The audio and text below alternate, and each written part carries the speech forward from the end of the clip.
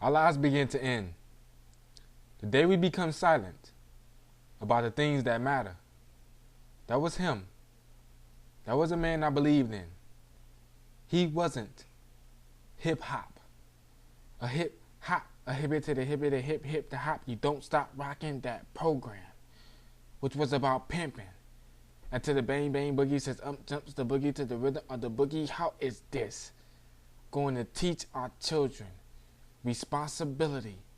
Because in the midst of all this dancing, a child is suffering, a parent is struggling because Abba is missing, conditioned that these are the breaks. Face it.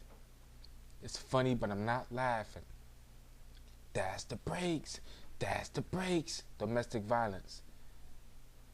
It's higher among mothers abusing kids. Most crimes committed by our sons and daughters who are fatherless. But that's the breaks. That's the breaks. Over 1 million teen pregnancies every year. That's the breaks. That's the breaks. And among our young people, most STDs are prevalent. And the only solution to them is to use a condom. How we gotten. Look how far that it's gotten. And by the way that it's gotten, they have us right where they want us. Self-enslaved, physically and psychologically to them shackles. And the cry for freedom never been so bigger than hip-hop.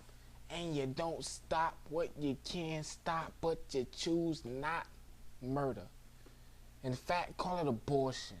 No, call it divorce. No, call it hatred, envy, pride, greed, beauty. Disguise it and call it anything but murder. Yet we are taught to think and say we are free. But these are the very things that hold us captive.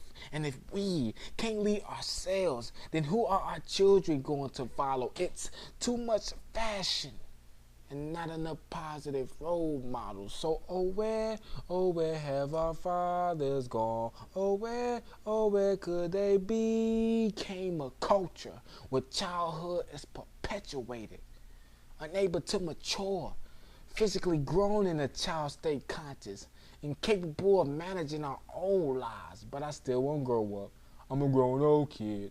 Swear I should be locked up for stupid stuff that I did. Incapable of growing in our own minds. Got Brenda's raising babies, not yet ready for the world. Made choices uneducated, a lacking educating with all this education. Dear mamas, you are Coretta Scott without the king. A headless queen, but it seems you are way too 5-star chick to find your true means.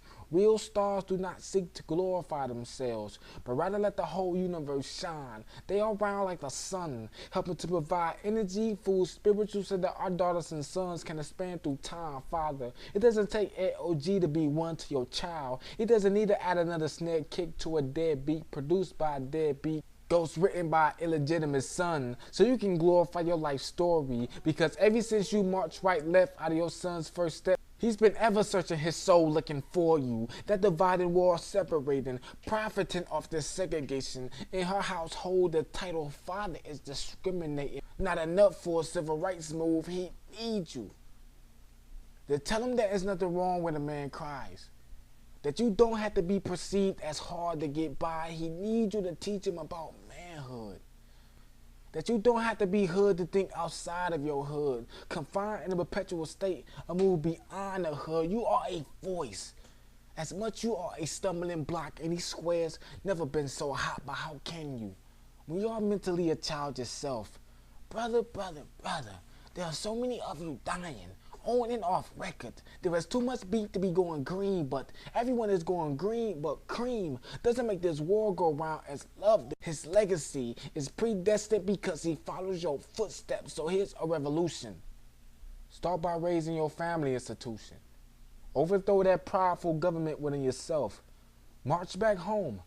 Because a house divided against itself would not stand. All our children need are sit-ins. 10 times out of 10 for us to listen, non-violently demonstrating our position. So stop with the protesting at your mate flaws.